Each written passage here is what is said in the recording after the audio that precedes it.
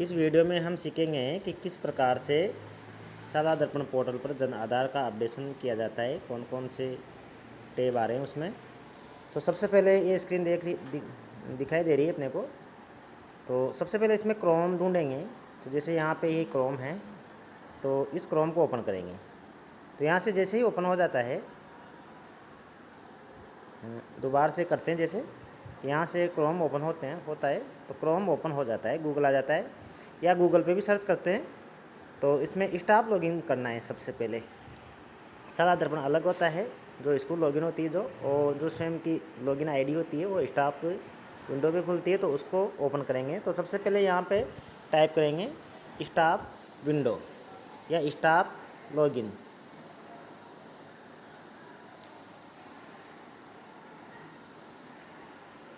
जैसे staff login आ चुका है, अब इस पर क्लिक करेंगे। जैसे ही स्टाफ लॉगिन आ जाता है तो यहाँ पे इसको ओपन करेंगे। तो ये स्टाफ लॉगिन का पेज अपना ओपन हो जाता है।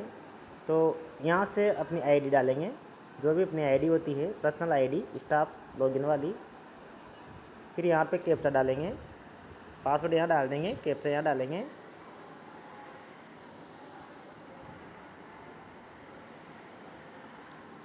इस प्रकार से लॉगिन करेंगे। लॉगिन करते ही हम स्टाफ लॉगिन के पेज पर आ जाते हैं।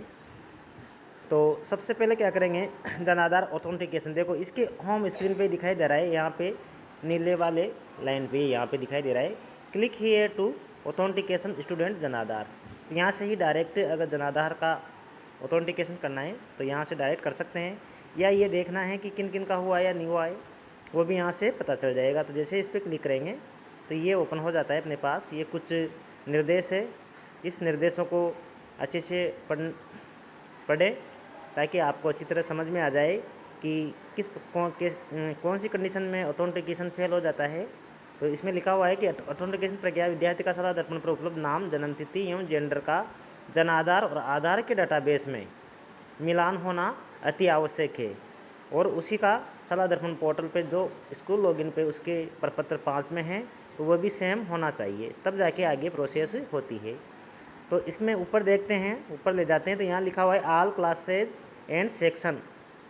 तो ऑल क्लासेज के हिसाब से बहुत सारे कंफ्यूज हो जाते हैं। तो ऑल क्लासेज का नहीं आएगा, जो टीचर जिसका क्लास टीचर है उसी क्लास का डाटा यहाँ पे आएगा। तो यहाँ पे लिखा हुआ है नीली पट्टी में गेट क्लास वाइज डाटा।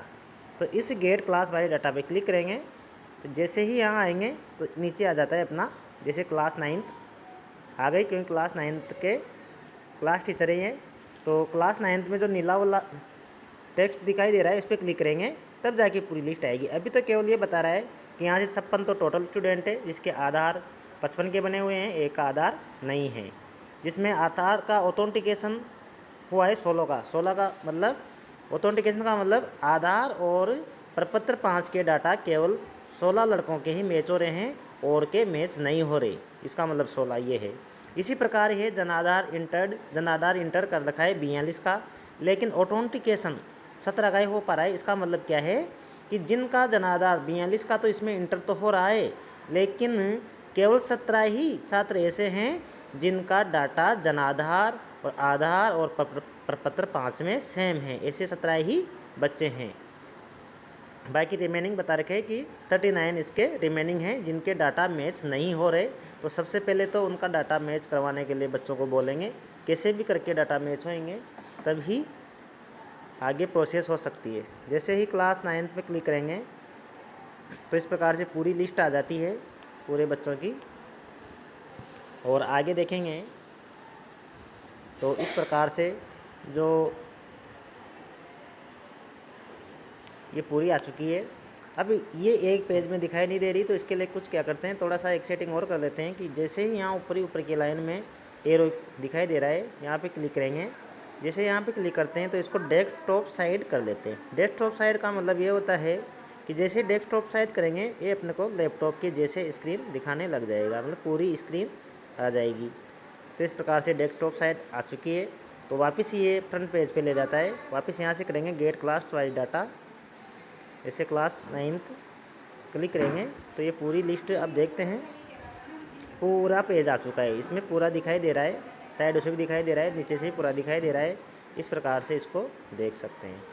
अब ऐसे ही जैसे किसी का जनाधार अपडेशन करना है तो सबसे पहले क्या कहाँ जाएंगे, जैसे ये अजय भाट है, अजय भाट है, लास्ट में ये अपने को एक सिंबल दिखाई दे रहा है, एक छात्र के सिर वाला बॉडी वाला, तो इस पर क्लिक करेंगे तो यहाँ से अपडेशन कर सकते हैं। यहाँ से दूसरा पॉपअप स्टार्ट हो जाएगा। ये इसका डाटा आ चुका है अजय भाट का, जिसके आधार ये हैं, जनाधार भी लिखे हुए हैं, डेट ऑफ बर्थ लिखी हुई है, जेंडर लिखा हुआ है, सेक्शन लिखा हुआ है, जनाधार मेंबर आईडी लिखी हुई है। तो ये सब अपने को ज्ञात होना चाहिए। तो सबसे पहले बच्चे से कलेक्ट कर ले, उसके बाद इसमें फीड करेंगे।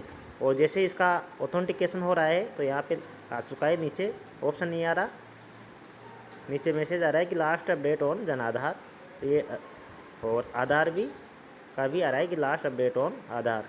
तो इसको करने की ज़रूरत नहीं है, ये हो चुका है। इसमें वापस चले जाएंगे तो रेड वाले, इसका मतलब है कि रेड वालों का ऑथेंटिकेशन हो चुका है, लेकिन ब्लू वालों का ऑथेंटिकेशन नहीं हो रहा है। तो जैसे इसको देखते हैं अब, अंकित जागा, ये ब्लैक वाला डाटा आ रहा है इसका, तो यहाँ से करेंगे वापस, इसी सिंबल पे क्लिक करेंगे।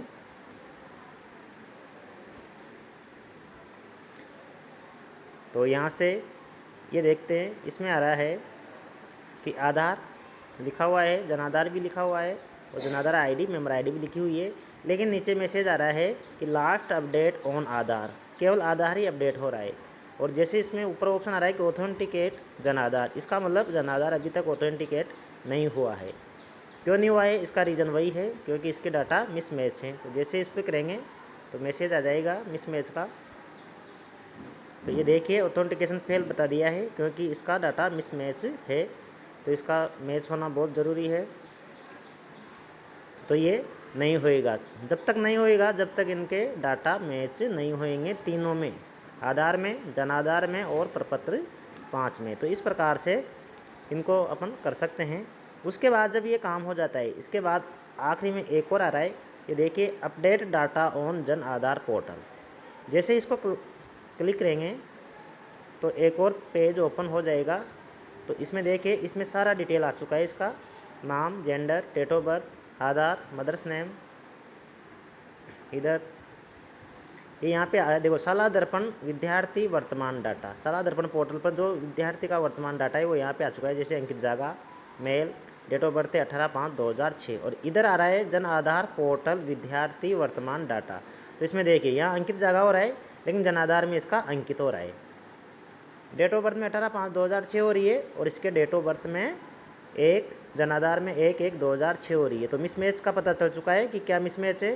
तो ऐसे बच्चों को हम बता सकते हैं, सूचना दे सकते हैं कि उसका ये मिसमैच है, तो इसके अनुसार ही ये कराना है। तो जब जाके ही ये होएगा, जब ये मैच हो जाता है, दोनों मैच हो जाता है, तब नीचे देखो जनाधार दे रखा है और जनाधार मेंबर आईडी पहले से भरी हुई है, लेकिन आगे और है रिकन्फर्म जन आधार नंबर, मतलब इसको दोबारा से कन्फर्म करना होगा। ये अपनी जिम्मेदारी रहेगी कि दोनों के डाटा मैच हो चुके हैं।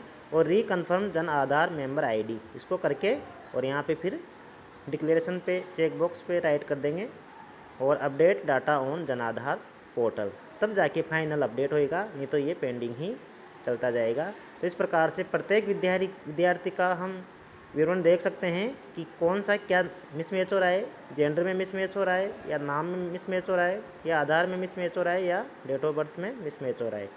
इस प्रकार से इस पूरी प्रक्रिया के आधार पर हम जनाधार पोर्टल पर अपडेट कर सकते हैं। जब तक ये मिसमैच होते रहेंगे, जब तक मैच नहीं होंगे, तब तक आके हम नहीं बढ़ सकते। आशा करता हूँ कि वीडियो समझ में आया होगा।